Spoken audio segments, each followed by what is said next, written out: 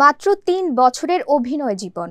এই অল্প সময়ের মধ্যেই তার জনপ্রিয়তা অনেক বলিউড নায়িকার কাছেই ছিল ঈর্ষণীয়।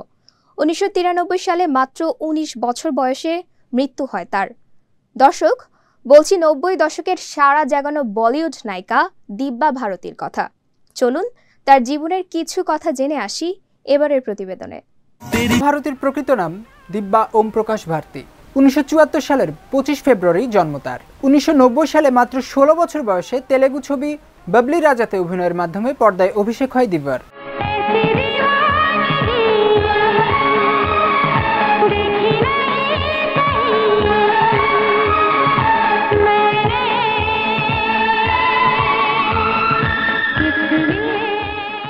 তারপর ১৯৯২ সালে বিশ্ব আত্মা চলচ্চিত্রে অভিনয়ের মধ্য দিয়ে বলিউডে অভিনয় জীবন শুরু করেন তিনি। তারপর শোলা আর শবনম এবং দিওয়ানা চলচ্চিত্রে অভিনয়ের মাধ্যমে সকলের নজর কাড়েন দিব্যা।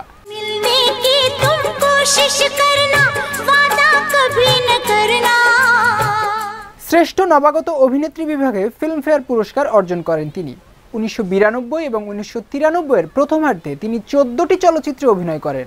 আজ পর্যন্ত বলিউডে সদ্য অভিষেক হওয়া নায়িকাদের কাছে রেকর্ড হয়ে আছে।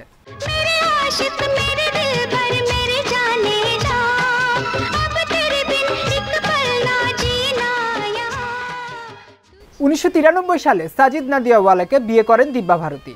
সেই সময় নায়িকারা বিবাহিত হলে তাদের আবেদন কমে যায় বলে মনে করা হতো, তাই এই বিষয়টিকে একেবারেই গোপনে রেখেছিলেন দিব্যা।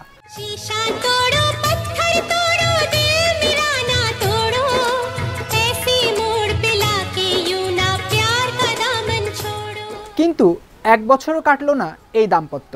১০ মে দিব্যা সাজিদের প্রথম বিবাহবার্ষিকীর আগেই চলে গেলেন দিব্যা। ১৯৯৩ সালের ৫ এপ্রিল মাত্র ১৯ বছর বয়সে নিজের ৫ তলা অ্যাপার্টমেন্ট থেকে নিচে পড়ে যেয়ে মৃত্যু হয় দিব্যা ভারতীর।